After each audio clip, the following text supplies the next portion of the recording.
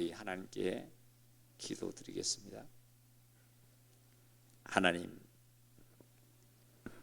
저희들 이 시간 하나님이 너무 좋고 사랑해서 하나님 앞에 나와 머리를 숙여서 기도드립니다. 하나님, 오늘 저희들에게 하실 그 말씀을 저희들 들을 때에 성령의 음성으로 듣게 하시고 듣는 모든 이에게 하늘의 평화와 삶에서 하나님 도우심과 인도하심이 충만하여 하나님의 권능으로 살게 인도해 주시옵소서. 이 시간에 참여하는 아버지 하나님의 귀한 자녀들, 예수 그리스도의 보혈로 구원하셔서 이제 귀한 축복의 시간을 허락하신 이 시간, 하나님께 다시 한번 감사를 드립니다. 오늘은 아버지 하나님, 로마서를 통해서 하나님께서 나타내시는 그 말씀이 무엇인가를 저희들 듣고자 하오니, 정말 들을 때 하나님의 크신 은혜의 역사가 감동감으로 말미암아 말씀을 잘 알아듣게 우리 마음을 활짝 열어 주시옵소서. 주님께 모든 걸 의지합니다. 그래서 예수님의 이름으로 기도 올리옵나이다. 아멘. 오늘은 로마서를 통해서 말씀 듣는 시간 좀 갖겠습니다. 오늘부터 수요일 저녁에 또 하나님께서 인도하시는 대로 수요일 저녁에는 이 로마서를 쭉 1장부터 말씀을 좀 우리가 듣고 배워나가는 귀한 축복의 시간이 되기를 원합니다. 로마서를 이렇게 좀 말씀을 잘 들어서 나에게 은혜가 충만히 되기를 바랍니다.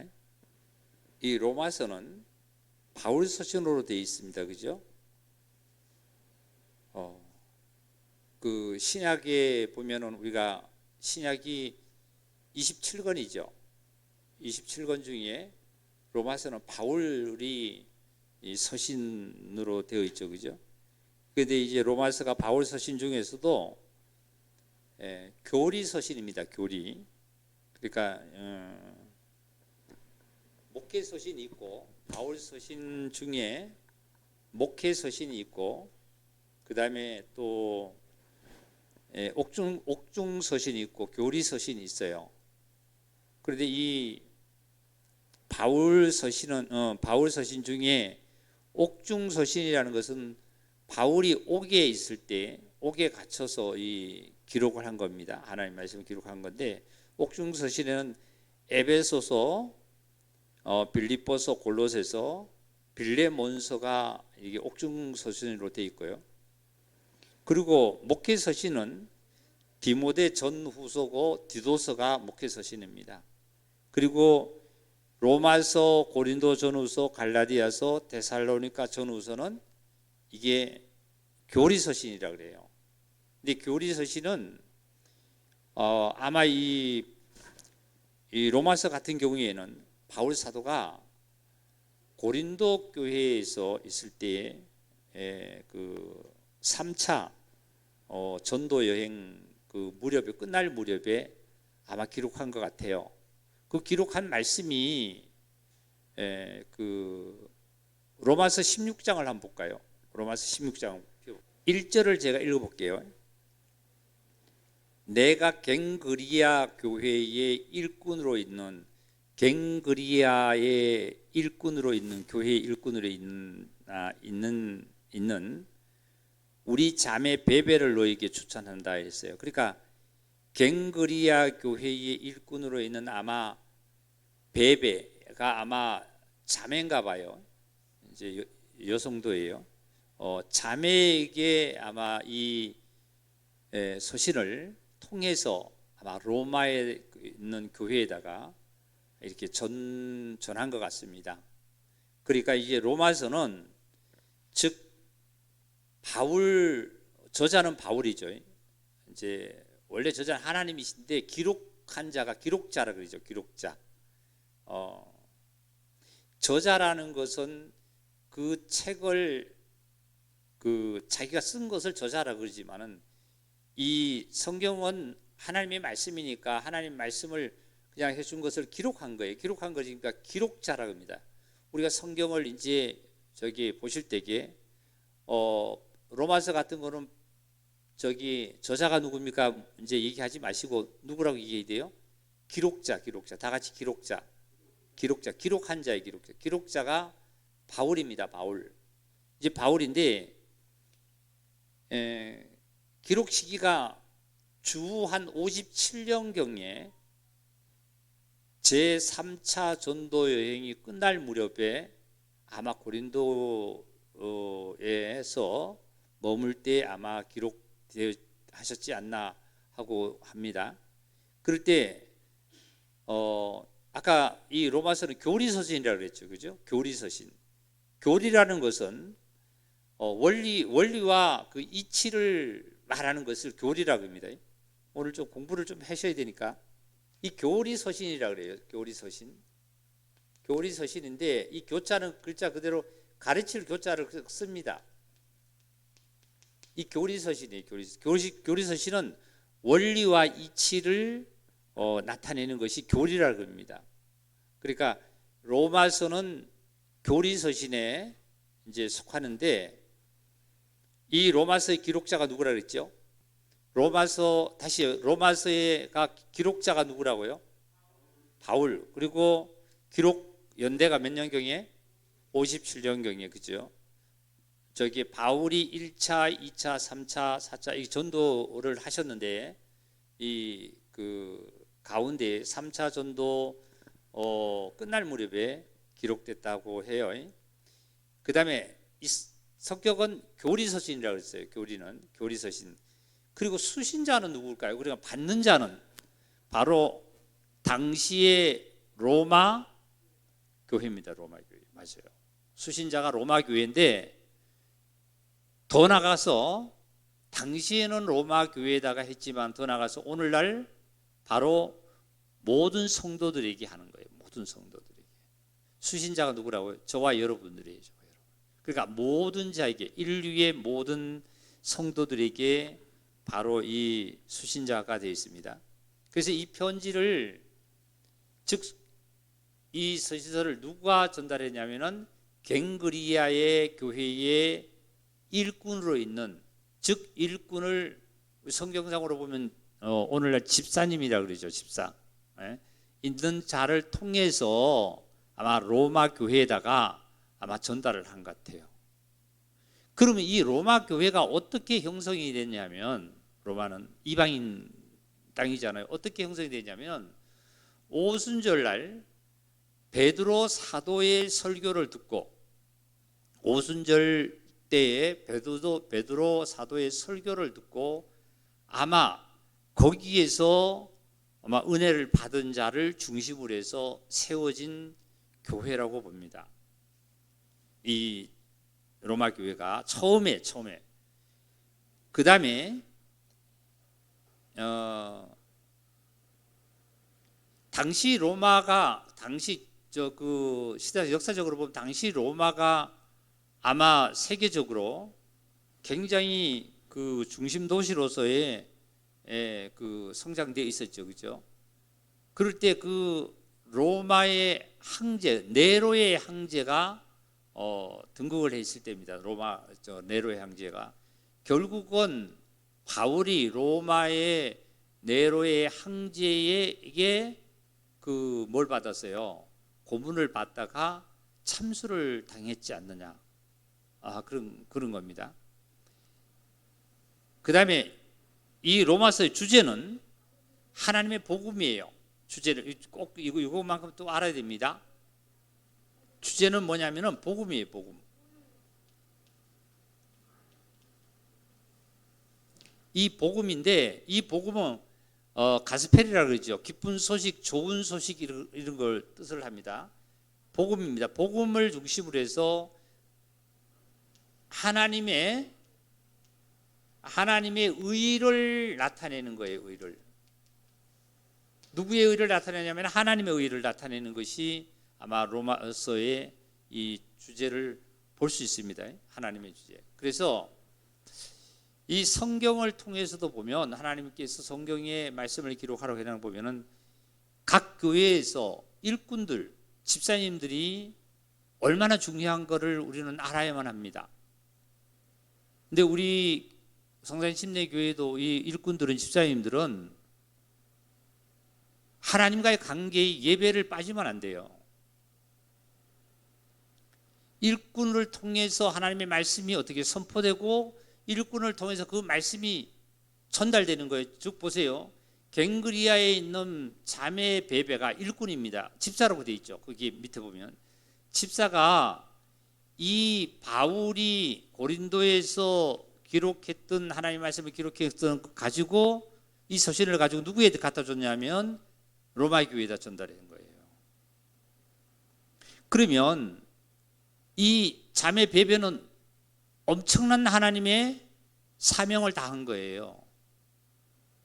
대통령이 다른 나라의 어떠한 특사로 보낼 때 어떤 친서를 보냅니다. 그러면 그 특사가 갔을 때 그 친서를 그대로 전달하는 거죠.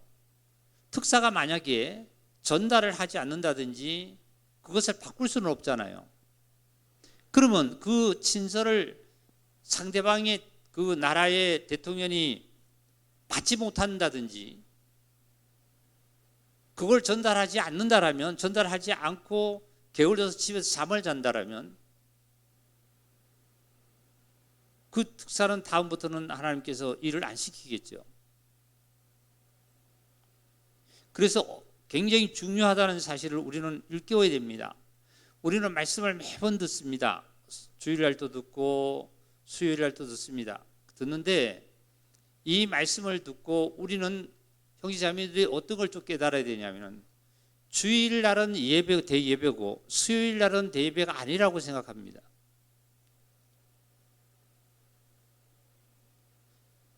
그러니까 수요일날은 아예 나올 생각을 안 해요. 예배에 나올 생각을 안 해요.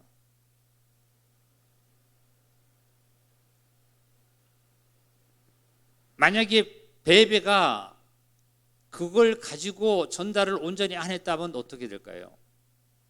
지금 이 로마서 서신이 이렇게 기록이 여기에 하나님께서 기록된 것이 여기에 기록이 안 됐다라면, 자 보세요. 그 다음에 목적은, 주제는 하나님의 복음이고 하나님의 의가 나타나는 것이 하나님의 복음인데요. 그 다음에 목적은 믿음으로 말미암아 구원받는 겁니다. 여기는 믿음으로 말미암아 구원을 받는다는 그 목적을 갖고 있습니다. 목적은 믿음으로 되는 거예요. 믿음으로. 그리고 한 가지 이렇게 말씀을 우리가 들으면 우리 인간은 머리가 참 빠릅니다. 머리가. 아담과 하와에게 뱀이 와서 깰 때에 하나님의 형상으로 지음을 받은 지어야 되겠다는 그 중심으로 가지 아니하고 머리로 갔던 거예요. 하와가 머리로. 그러니까 이런 말씀을 들으면 다 안다는 거예요. 알면 뭐해요? 실천을 하라는 거예요.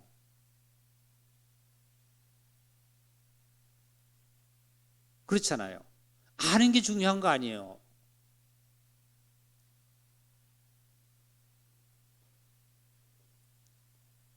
그래서 구원은 믿음으로 받는다는 것을 목적을 갖고 있습니다. 그 다음에 여기 단어들이 몇 가지 핵심적으로 나오는 로마서 전체를 1장에서부터 16장까지 전체를 보면요, 핵심 단어 중에 의라는 단어가 나옵니다. 의, 오를 의지 알았어요. 의라는 단어가, 여기 의라는 단어, 이 단어입니다. 이 단어가 66회나 나옵니다. 66회. 그게 66번이 나온다는 거죠. 이 의를 한자로 쓰면 이거예요. 우리 많이 썼잖아요. 그죠? 양양자에 양 밑에 있는 내가 있는 거예요. 이 의라는 단어를 66번을 썼다는 거예요. 그리고 쭉 로마서를 우리가 말씀을 듣다 보면 율법이라는 것이 많이 또 단어가 등장하고 복음이라는 것이 등장을 많이 합니다. 그리고 지난주에 들을 때 그리스도 안이라는 그 단어가 또 많이 등장해요. 그러면 믿음이라는 단어는 62회가 나오고요. 율법이라는 단어가 78회가 나오고, 그리고 그리스도 안이라는 단어가 33회나 나옵니다. 그 외에도 여러 가지 이제 단어들이 많이 나오는 건데요. 핵심적인 단어를 이 정도 나온다는 것을 좀 알아두면 좋겠어요. 율법이라는 것은 78회가, 율법이라는 단어가 참 많이 나오죠. 제일 많이 나오는 것 같아요. 그리고 또한 죄라는 단어도 60회가 나오고요. 이런 단어가 나온다는 것을 좀 머리에 두시고, 그 다음에 이번에는 복음서하고 서신서의 관계에 대해서 좀 말씀드릴게요. 아까 지금 들은 저기 처음에 서두로 우리가 들었죠.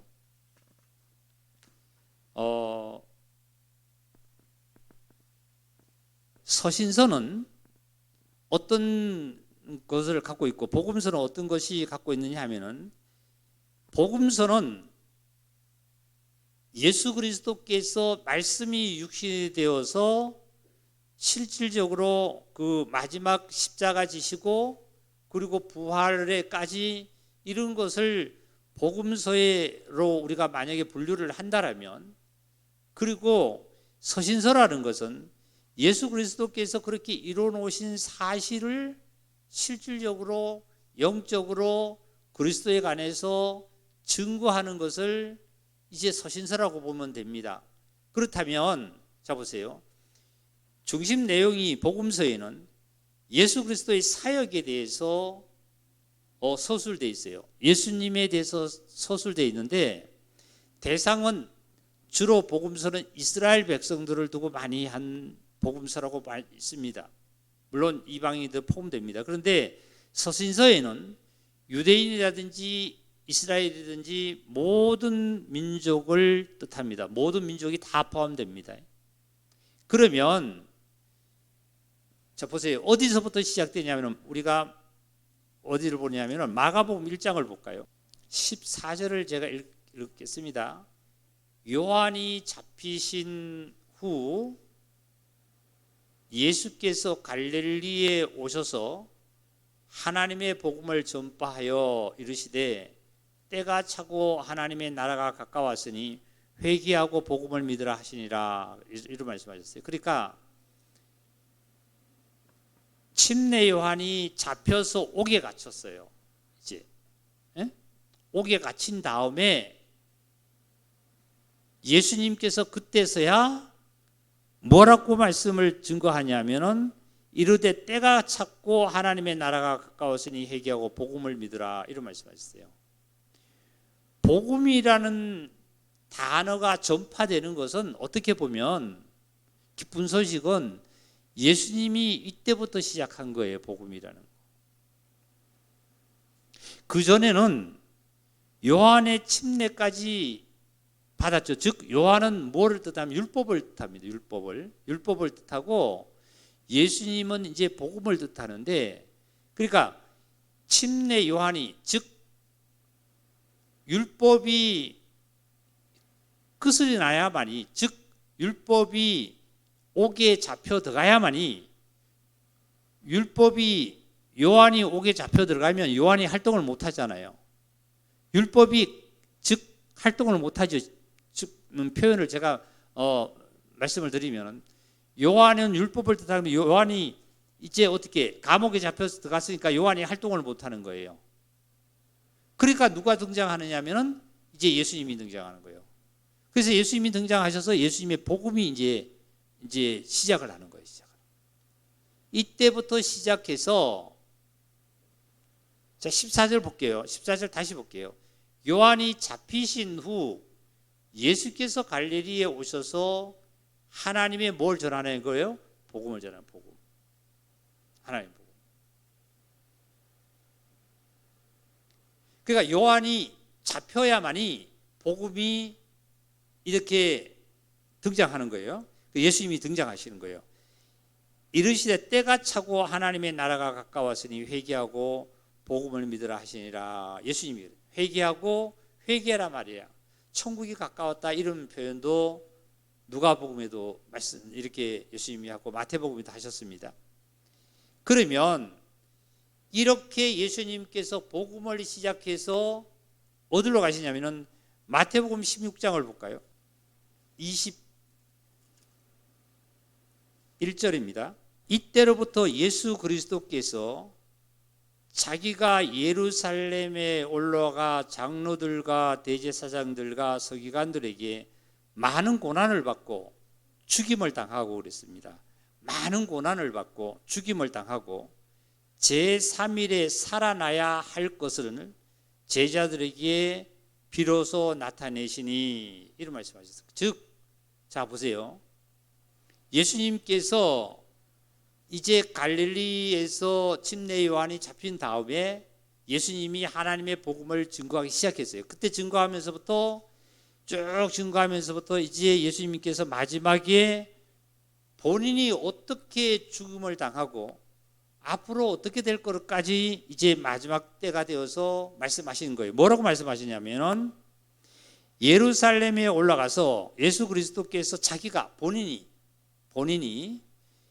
어디로 올라가? 예루살렘에 올라가서 장로들과 대제사장들과 서기관들에게 많은 고난을 받고 죽임을 당하고 제3일에 살아나야 할 것을 제자들에게 비로소 그때 말씀하신 거예요. 이제 십자가를 앞두고 이제 말씀하시는 거예요. 십자가 앞두고 말씀하시는데, 여기 보니까 우리 사도신경은 안 합니다. 사도신경에 보면은 거룩한 공예와 그러죠. 거룩한 공예와 뭐 빌라도가 뭐 이렇게 했다 그러는데 빌라도가 죽였다 그러잖아요. 근데 여기 보니까 말씀 보니까 뭐라 그랬어요? 장로들과 대제사장과 서기관들의 많은 고난을 받고 죽임을 당한대요. 이 자들에게 고난을 받고 이 자들로 말미암아 죽음을 당한다는 거예요.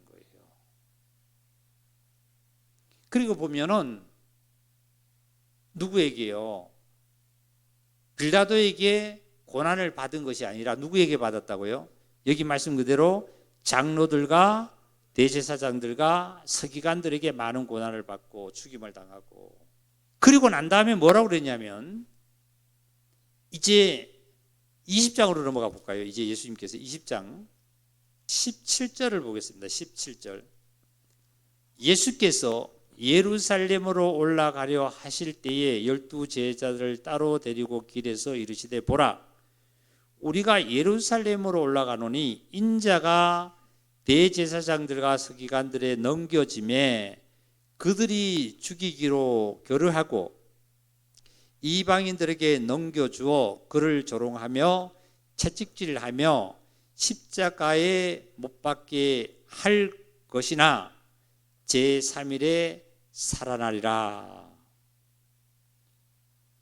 이 마지막에 예수님께서 이제 다 이제 나타내 보이시기를 뭐냐면은 어디로 올라가냐면은 예루살렘으로 올라가는 인자가, 예수님 자신을 얘기합니다. 자신이 대제사장들과 서기관들에 넘겨지고 그들이 죽이기로 결의해서 이방인들의 손에 넘겨진다는 거예요. 그리고 십자가에 못 박힌다는 거예요. 이것이 뭐냐면은 바로 유대인들에게, 이스라엘 백성들에게 직접적으로 이 복음을 얘기하는 거예요. 대제사장들한테라도 서기관과 바리새인에게도 유대인들에게, 이스라엘 백성들에게 얘기를 하신 겁니다. 이렇게 마태복음은 이스라엘 백성들에게 말씀을 선포한 것 같은 말씀이죠. 그래서 이 지역은 이스라엘을 뜻합니다. 그 다음에 서신서는 보면은 로마서니까 로마 제국에다가 보내는 거예요. 로마 제국에다가 서신서를요. 그리고 영적으로는 그리스도의 몸된 교회를 세워나가는 거고, 또한 서신서는 보면은 어떤 역사를 일으키냐 하면 유대인이나 이방인들이나 전 인류를 다 포함하는 거예요. 전 인류를 포함하는 거예요. 그래서 저와 여러분들은 사실은 로마서라든지 아니면은 서신서를 어떤 말씀을 듣고라도 믿음으로 말미암아 저와 여러분은 구원을 받아서 하나님의 자녀가 되었죠. 그죠? 그래서 이번에는 자, 로마서 1장으로 넘어가 보겠습니다. 로마서에 또 많이 등장하는 그 말씀 중에, 아까 말씀 중에 율법이라는 그 것이 등장하는, 율법이 몇 회 정도 등장한다고 아까 제가 얘기했죠. 혹시나 알고 계세요? 몇 회? 예, 78. 근데 이 말씀을 이렇게 우리 형제자매들도 이 성경을 읽으면 알고 다 압니다. 근데 말씀을 이렇게 듣는 것을 게으르지 하지 마세요. 그리고 이 먼지가 앉아도요, 이 딱지가 앉으면, 먼지가 앉으면은 오늘 닦아놨고 나가면은 이 먼지가 내일 가면 먼지가 없는 것 같아요. 그 다음에 와도 먼지가 없는 것 같아요. 그런데 사실은 보면은 세밀하게 먼지가 앉아 있습니다. 눈에는 잘 보이지 않아요. 그것이 하루 앉고 이틀 앉고 3일 앉으면 그 먼지는 늦게 가면 엄청이 많이 쌓여 있겠죠. 그죠? 많이 쌓여 있습니다. 매일 닦는 자는 이 먼지가 없죠. 우리 심령 속에, 우리 생활 속에 잠시 잠깐 오면은 2022년 3월 달도 지나가고요. 내가 좋아하던 청년의 때도 지나가고요. 내가 왕성했다는 이빨과 머리카락도 이제 희게 되고 빠지게 돼 있고요.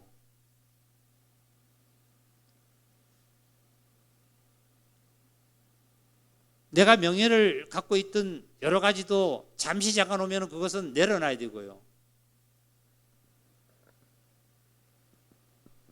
하나님을 믿는 자는 그런 데 살지 아니하고 하나님과의 영원한 세계에 산다는 믿음 속으로 들어가면 거기에 치여 있지 않는 자죠. 그래서 하나님의 말씀도 차근차근 내가 정말 쌓아서 하늘의 양식을 쌓아서 하늘의 양식을 내가 취해갈 때에 하나님이 나를 데려가실 때도 정말 하나님으로 말미암아 내가 상급을 얻고 하나님의 편안히 우리가 하나님의 품에 안길 수 있는 이런 믿음 속으로 자꾸 기도 속에 하나님 속으로 가까이 가야만 합니다. 자, 이번에는 율법에 대해서 했는데 율법이라는 것은 문자 그대로 법이에요. 법. 예, 법입니다. 법. 그리고 복음이라는 단어가 율법을 통해서는 복음이라는 단어는 그냥 은혜고 기쁜 소식이잖아요. 근데 인간에게 기쁜 소식과 아니면은 정말 은혜라는 사실을 알려서 내가 기이 생각한다는 것은 먼저 하나님께서 이스라엘 백성들에게 뭐예요? 모판을 주셨듯이 모델로 주셨듯이 먼저 이스라엘 백성들에게 뭘 줬냐면 율법을 준 거예요. 율법을. 법을 준 거라는 거예요. 법은 왜 하나님께서 이스라엘 백성에게 법을 줘야만 됐냐 하면 아담 이후로부터 죄를 범한 이후에 그 하나님의 백성들조차도 죄를 짓고 하나님을 두려워하지도 않고 그냥 세상에 취해서 살아가는 거예요. 그러다 보니까 하나님께서는 백성들에게 무엇을 줬냐면 사랑하기 때문에 법을 줬어요. 법을 줌으로 말미암아 그 하나님의 백성들이 살아가면서 죄를 인간이 내가 죄를 지면은 심판이 따른다는 거 그것을 깨달아서 하나님께로 돌아서라고 하나님께서는 법을 내려줬습니다. 이것이 바로 율법입니다. 율법. 네? 율법이에요. 율법인데 이 율법은 인간이 죄를 깨닫게 하는 거거든요. 그리고 나서 하나님께서는 결국은 어떻게 해요? 율법을 계속 주신 것이 아니라 자 봅시다. 하나님께서 이 아브라함을 통해서 부르셨죠. 그리고 나서 모세를 통해서 뭘 줬냐면은 율법을 줬어요. 율법. 그러니까 이 아담에서부터도 마찬가지지만 아브라함을 불러내서 아브라함의 후손들도 보니까 무엇을 백성들이 짓냐면 죄를 짓고 있으니까 하나님의 백성들이 죄 짓어서는 안 되잖아요. 그래서 하나님께서 율법을 줘서 뭘 깨닫게 만드냐면 죄를 깨닫게 만드는 거예요. 죄를 깨닫게 만들어서 언제까지 율법을 기워줬냐면 예수님이 오시고 나서 부활하셔서 부활로 말미암아 이때까지 율법이라는 사실 속에 살았던 거예요. 사실은 침례 요한은 여기죠. 침례 요한이 여기입니다. 침례 요한이 여기다 보니까 침례 요한이 옥에 갇히고 나서 예수님께서 천국 복음을 증거하면서 십자가 지셨죠.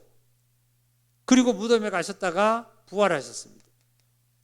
그러니까 이 율법이라는 것은 이스라엘 백성들에게 이 법을 계속 주어요. 그런데 저와 여러분 이방인이기 때문에, 하나님의 백성이 아니기 때문에 하나님의 법이 우리 마음에 와서, 우리 생활에 와서 우리를 적용하지 않았어요. 우리는 어떤 법을 적용을 받고 살았냐면은 세상의 법, 그리고 또한 영적으로 말하면 사단의 악령에 의해서 우리는 살았던 거예요. 악령에 의해서 붙들려 살았던 거예요. 그런데 이스라엘 백성들은 하나님에 의해서 붙들려 하나님의 백성이지만, 하나님의 백성인데 무엇을 짓고 살았냐면 죄를 짓고 살았어요. 우리들은 어떻게 살았냐면 율법이 없는 상태에서, 하나님 백성이 아니랬잖아요. 악령에 의해서 죄를 범한 거예요. 이래서 율법이 계속 이리 와서, 그러니까 죄되게 죄를 알게끔 하는 것이 바로 율법이에요. 자, 우리 봅시다. 로마서 한번 찾아볼게요. 로마서 3장 한번 찾아봅시다. 3장 20절을 좀 찾겠습니다. 20절. 그러므로 율법의 행위로 그의 앞에 의롭다 하심을 얻을 육체가 없다니 율법으로는 뭐 하는 거예요? 죄를 깨닫게 하는 거예요. 법이 없으면 내가 그러한 행동을 하고 그러한 생각을 해도 죄인지 아닌지 모르잖아요. 그러니까 어떻게 하냐면 율법을 거울처럼 줘서 거울을 붙여봤을 때 내 모습이 어떻다는 것을 알듯이 법에 비춰봐서 죄를 깨닫게 하는 것이 율법이에요. 율법. 그 다음에 율법으로 말미암아 죄가 드러나면 그 죄는 그냥 하나님께서 묵과를 하는 것이 아니라 글자 그대로 법이기 때문에 심판이 따릅니다. 심판이 따르죠. 자, 우리 심판을 봅시다. 갈라디아서 한번 볼까요? 갈라디아서 3장 9절을 제가 읽겠습니다. 믿음으로 말미암는 자는 믿음이 있는 아브라함과 함께 복을 받느니라. 그러니까 믿음이라 나왔어요. 무릇 율법 행위에 속한 자들은 저주 아래 있나니 기록된 바 누구든지 율법 책에 기록된 대로 모든 일을 항상 행하지 아니하는 자는 저주 아래에 있는 자라 하였느니라. 그러니까 율법 아래, 율법 행위에 속한 자는 저주 아래 있다는 거예요. 저주 아래. 율법으로는 저주 아래 있다는 거예요. 그래서 율법 책에 기록된 대로 모든 일을 항상 행하지 아니하는 자는, 율법 책에 기록된 제, 율법 책이 모세오경 중에 보면은 출애굽기 20장 이하에 율법에 대해서 자세히 기록되어 있어요. 그렇게 행하지 않는 자는 어디 아래 있냐면은 심판 아래 있고 저주 아래 있다는 거예요. 저주 아래 있는 자라. 그러면 이제 이스라엘 백성들이, 아브라함으로부터 부름을 받은 이 이스라엘 백성들이 하나님으로 말미암아 삶을 살지 못하고 죄를 범하니까 하나님께서는 모세 때에 모세를 통해서 율법을 줘서 너희들이 이렇게 죄를 짓고 있는 거다. 그런데 죄를 지어도 죄인지를 모르고 너희들은 그냥 살고 있단 말이에요. 그러니까 너희에게는 심판이 따른다. 바로 너희들이 죄를 짓고 있으니 심판을 따른다. 그러니까 어떻게 율법을 준 건데, 결국은 율법에 의해서 이스라엘 백성들이 죄를 범한 이스라엘 백성들이 율법에 의해서 재판은 심판을 받는다고 우리가 생각을 하지만, 사실은 율법이 없다 할지라도 하나님께서는 이스라엘 백성들이 죄를 범한 이 죄의 값은 사망이에요. 심판이에요. 저주 아래 있는 거예요. 저주 아래. 결국은 율법 아래 있다는 자체가 뭐예요? 저주 아래 있다는 거죠. 왜요? 율법은 뭐 때문에요? 죄 때문에 율법이 있는 거예요. 죄 때문에. 죄를 가르쳐 주는 거예요. 죄를.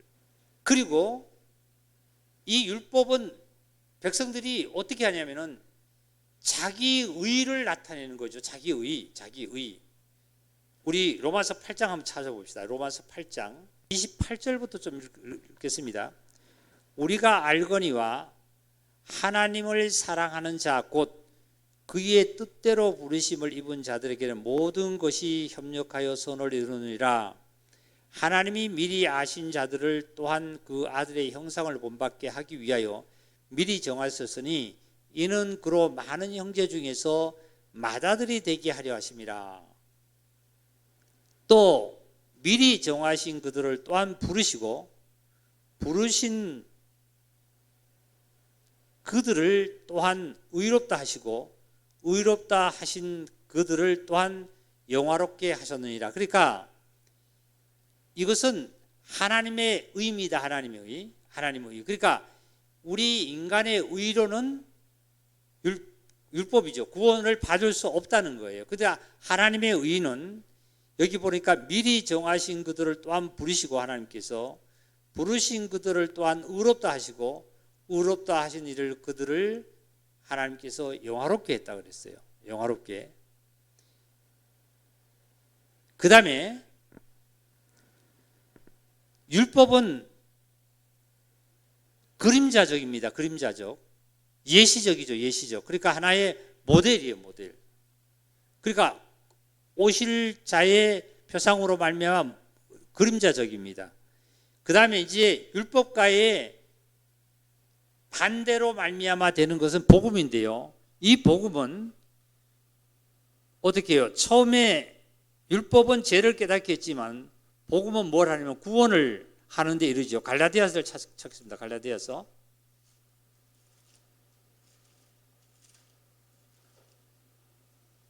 1장입니다. 1장 4절을 제가 읽을게요. 그리스도께서 하나님 곧 우리 아버지의 뜻을 따라 이 악한 세대에서 우리를 건지시려고 우리 죄를 위하여 대속하기 위하여 자기 몸을 주셨으니 이렇게 말씀하셨어요. 그러니까 우리 죄를 대속하기 위하여 자기 몸을 주셨다. 그러니까 하나님의 뜻을 따라 이 악한 세대에 우리를 건지시렸고 우리 죄를 대속하기 위해서 자기 몸을 주셨다. 자기 몸을 예수 그리스도께서 어디다 주셨냐면 십자가에서 내주신 거예요. 십자가에다가 달리셨다는 거예요. 그죠? 십자가에 내주신 것은 왜 달리셨냐면은 우리들을, 우리 죄를 대속하기 위해서 십자가에서 내주셨다. 이게 복음이에요. 복음. 이게 구원이잖아요. 그러니까 율법은 아까 로마서 3장에 있는 말씀대로 죄를 깨닫게 하는 거지만 복음은 우리를 구원시키는 이 소식이 바로 구원입니다. 구원, 복음이에요. 복음. 기쁜 소식이잖아요. 그러니까 복음의 결과는 어떻게 하냐면은 율법으로는 구원을 받을 수 없지만 율법을 완전히 충족시켜 줄 수 있는 것이 복음이에요.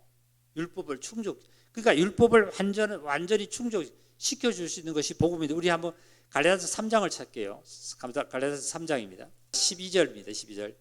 율법은 믿음에서 난 것이 아니니 율법을 행하는 자는 그 가운데서 살리라 하였느니라. 그리스도께서 우리를 위하여 저주를 받은 바 되사 율법 아래에 있는 자들을 저주한다 그랬죠. 그렇죠? 저주한다 그랬는데 이번에는 그리스도께서 나를 위해서 우리가 받아야 될 저주를 대신 받으사 율법의 저주에서 우리를 속량하셨으니 기록된 바 나무에 달린 자마다 저주 아래 있는 자라 하였느니라. 즉 무슨 말씀이냐면은 율법을 완전히 충족시켜 주신 분이 누구냐면 예수님이세요. 제가 하나 우리 질문할게요. 저를 한번 보세요. 예수님께서 나를 구원하실 때 값없이 나를 구원했다고 우리는 말씀을 들었죠. 그렇죠? 값없이 했다는 것은 나는 인간의 편이라는 나의 편에서는 값없이 내가 구원을 받았습니다. 하나님 편에서는 값을 지불했어요. 이게 선물이잖아요, 선물. 내가 축복이한테 선물을 하면, 예? 공책을 한다든지 필통을 선물을 해주면 받는 축복이는 어떻게 해요? 값없이 할아버지가 준 선물을 그냥 받았지만, 은혜로 받았지만, 할아버지는 그 필통의 값어치를 지불해서야 안 했어요. 지불했죠.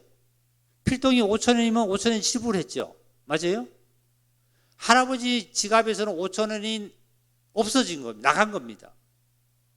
그렇지만 받는 자에게는 지갑에 1원도 없어지지 않았죠.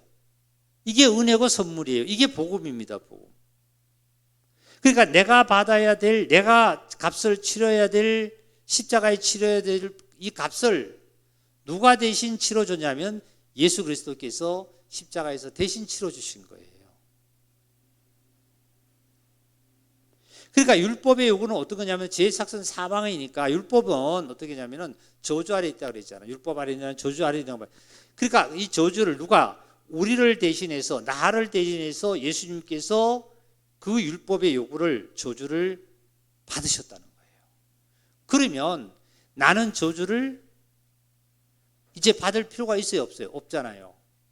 필통을 받은 축복이가 필통이 5,000원짜리면은 5,000원을 할아버지한테나 가게 주인한테 갖다 줄 필요가 없는 거예요.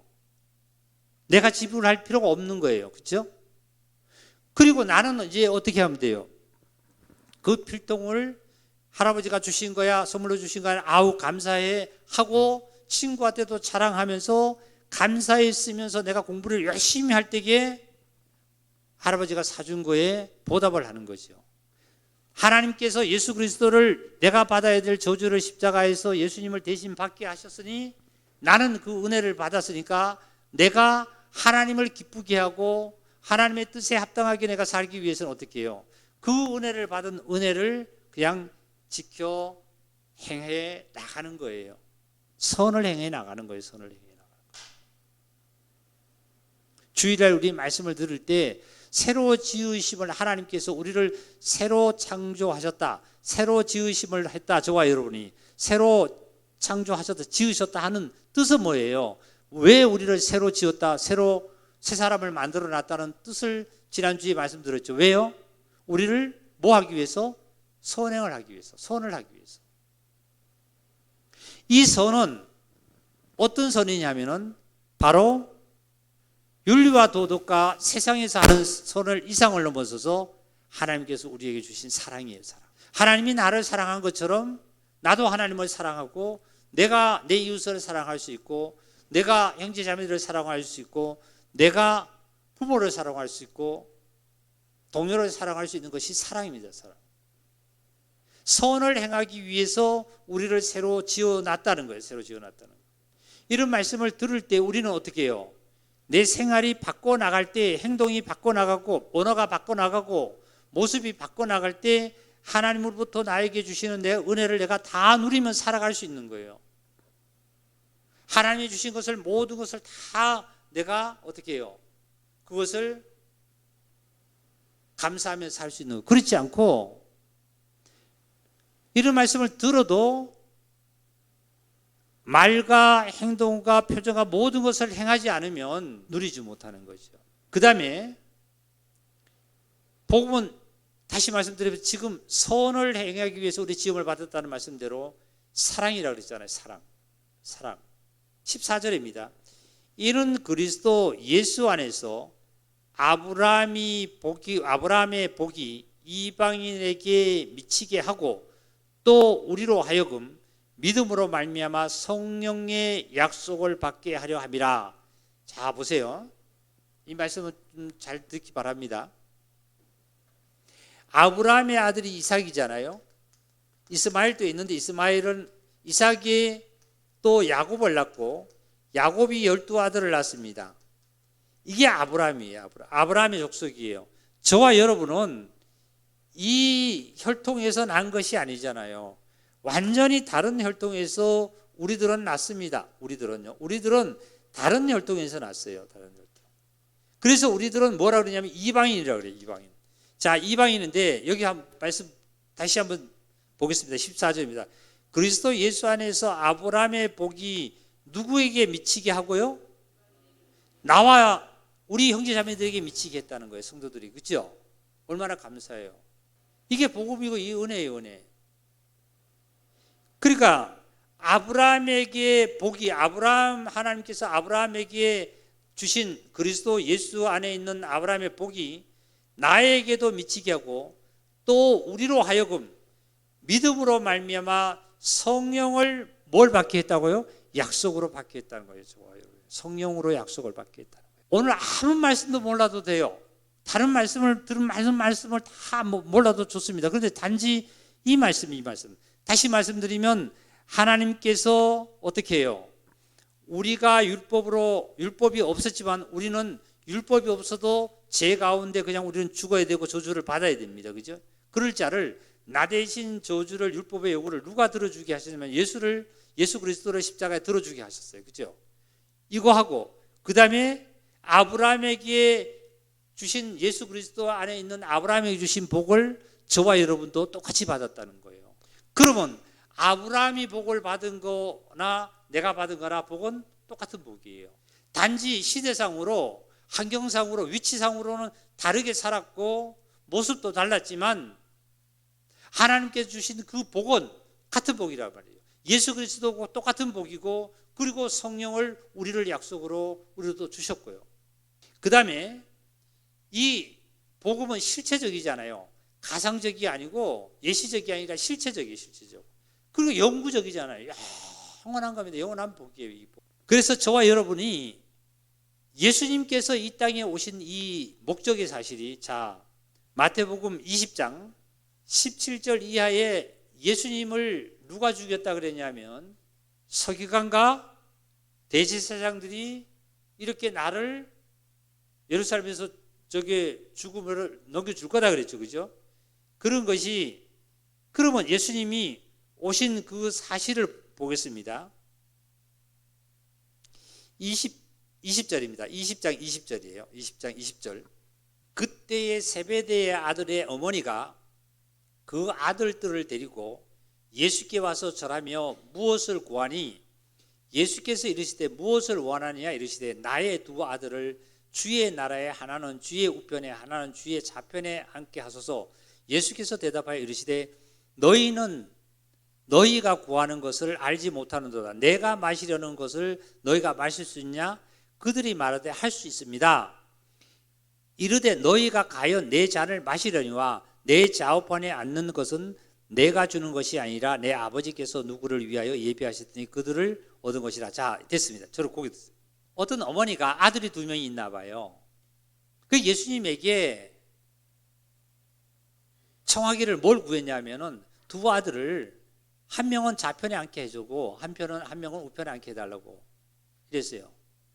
그랬더니 예수님께서 하신 말씀이 너희가 내가 마시는 잔을 너희가 마실 수 있겠느냐 그랬어요. 그랬더니 마실 수 있습니다 그랬어요. 그랬더니 예수님께서 하신 말씀이 그거는 너 할 수 있을지언정 내 좌우편에 앉게 하는 것은 내가 할 일이 아니다 말이지.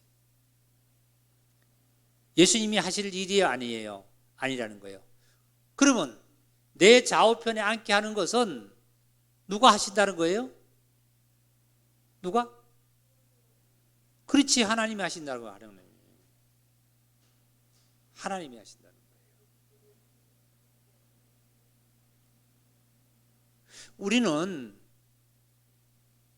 내 형편에 의해서 예수님을 찾을 때가 참 많아요.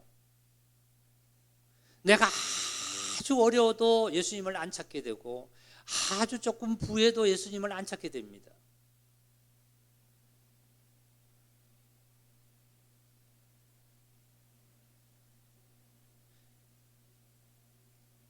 제가 구원을 받을 때만 해도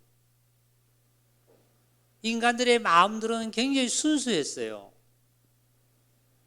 실질적으로 순수하다 못해가지고 우상을 섬기더라도 마음에서 우상보다는 실질적으로 만들어가지고 많이 섬겼습니다.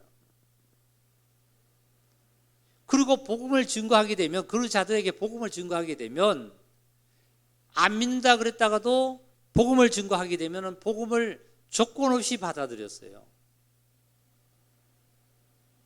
지금은 어떻게 해요?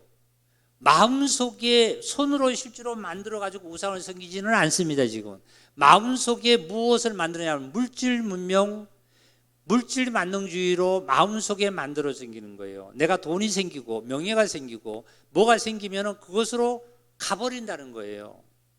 가버린다는 거예요. 지금 현실이 그렇게 돼 있어요. 그리고 사람의 마음은 지금은 강팍하기도 하다는 말이 어떤 뜻이냐면, 그런 물질 만능 모든 것들이 마음에 깍 자리 잡아버렸던 거예요. 자리 잡아.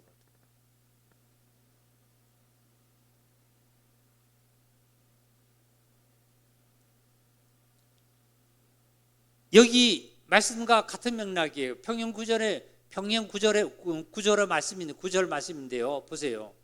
어떤 어머니가 두 아들이 있는데 명예를 원하는 거 아닙니까?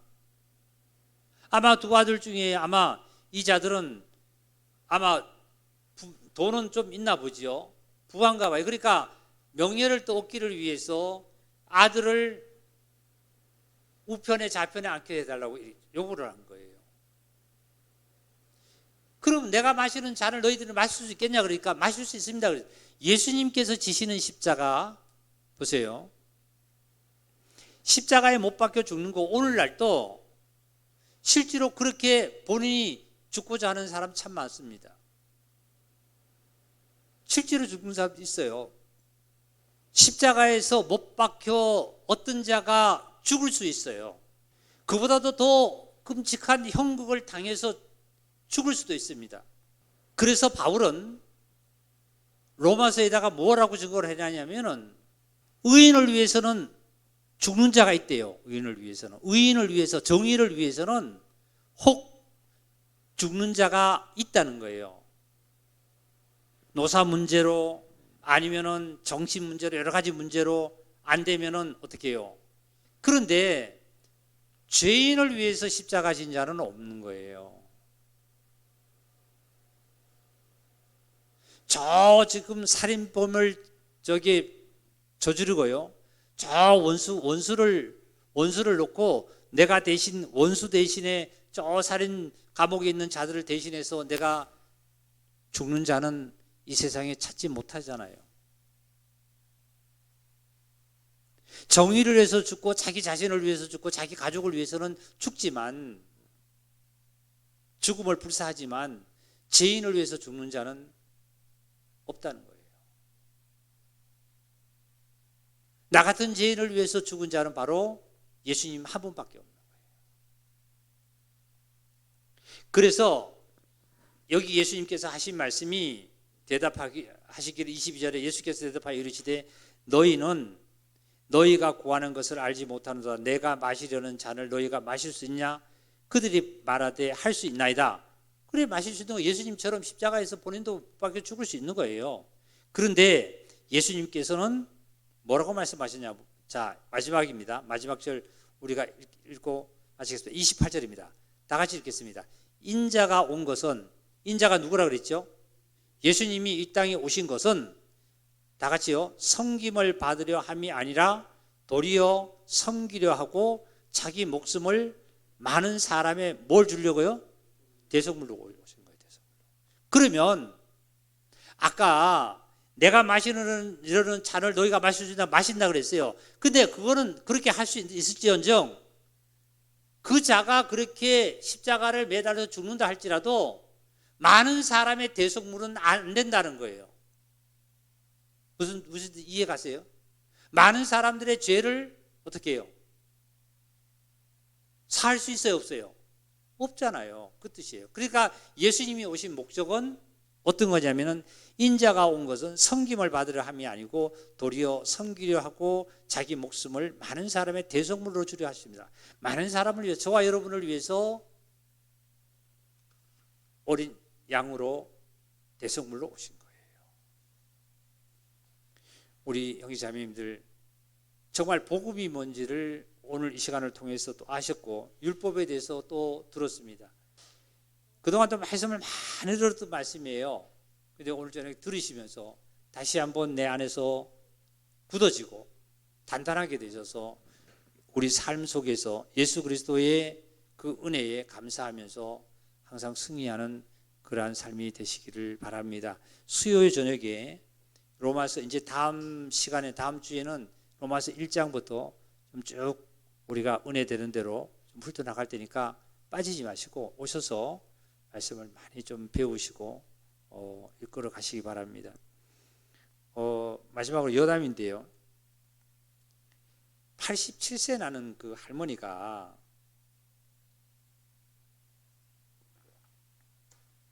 초등학교를 졸업하고 중학교를 졸업을 못해서 배움이 그 한이 있어가지고 지금 학교를 다녀서 중학교를 졸업하고 고등학교까지 졸업을 했어요.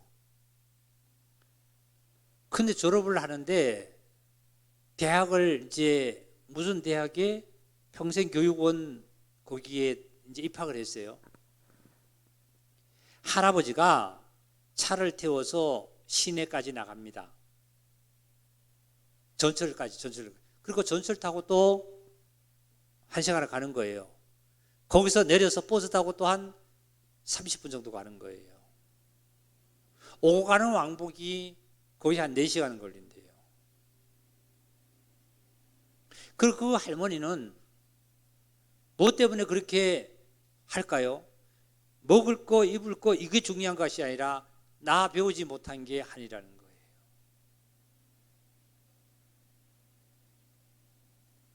이제 그래서 편지도 쓸 수 있고 뭐도 쓸 수 있으니까 너무 좋다고 TV에 그 나와서 그런 방영을 하는 것 저는 들으면서 우리 형제자매님들 내가 글자를 모르고 중학교 못 나오고 고등학교 못 나오신 분은 없잖아요. 그 얘기가 아니라 하늘나라의 것을 내가 배우고 듣고 익혀서 내가 채워지지 않으면 그 할머니가 한이 있어서 배운다듯이 이 한은 나중에 가면 배울 수가 없는 거예요. 정말 귀한 이 진리를 저와 여러분이 소유했기 때문에 진리로 살아가시길 바랍니다. 말씀 마치겠습니다. 각자가 하나님 앞에 정말 진심으로 기도를 드리시고 돌아가시기 바랍니다. 기도를 들으실 때에 내가 일방적으로 하나님 앞에 이 기도를 드리고 나서 끝나시면 안 됩니다. 정말 마음에 솔직하게 하나님 앞에 모든 것을 구하고 내가 그 다음에 내 마음속에 하나님께서 계시해 주는 대로 조용히 마음에 일어나는 그 말씀을 따라서 일어서는 그 순간부터 발걸음을 딛는 그 발걸음이 하나님의 말씀에 의해서 살아가는 것이 기도입니다. 기도하시고 돌아가시기 바랍니다.